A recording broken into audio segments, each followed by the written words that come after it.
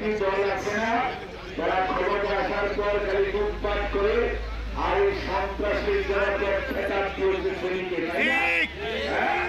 আগে এই শ্রেণী খালি সন্ত্রাসটা এই শ্রেণী বানিয়ে ভালো মানুষেরও জন্ম দিয়েছে।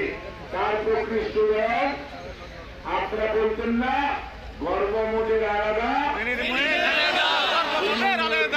মনে আছে? চেন মার্চের সময় আপনারা স্লোগান দিয়েছিলেন, মনে আছে না? শ্রেণীতে যেমন দুষ্ট লোক আছে, অনেক ভালো লোক আছে যারা এই শ্রেণীর মানুষকে শুধু নয় সারা বাংলাদেশের মানুষকে ছেড়ে পালিয়ে যায় নাই। ওনার নাম বেগম খালেদা জিয়া। ওই আগেও যায় নাই, এখনো না। কয়েকদিন আগে দেখলেন না একজন বলতেছিল অমুকের মেয়ে পালায় না, কিন্তু 2 দিনের মধ্যেই দেখলাম অমুকের মেয়ে পালিয়ে হেলিকপ্টারে ওনাদের যে প্রভু তাদের কাছে চলে গেল। ওখান থেকে এখন নতুন নতুন বয়ান দিচ্ছে। বয়ানটা কি দেওয়ার পরে এই নদী, এই মনু বলেন আর মোহরি বলেন, এই নদী দিয়ে 10 ফিট উঁচু হয়ে পানি কখনো দেখেছেন আপনারা?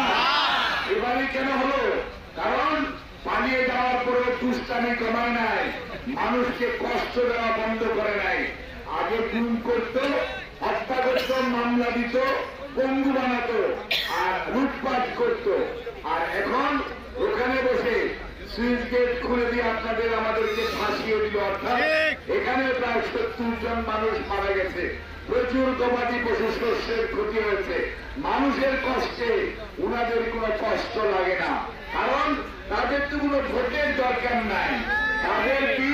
তাদের তারা 2014-তে বিনা ভোট, 18-তে রাত্রের ভোট, আর 24-এ আমি আর ডেমির ভোট।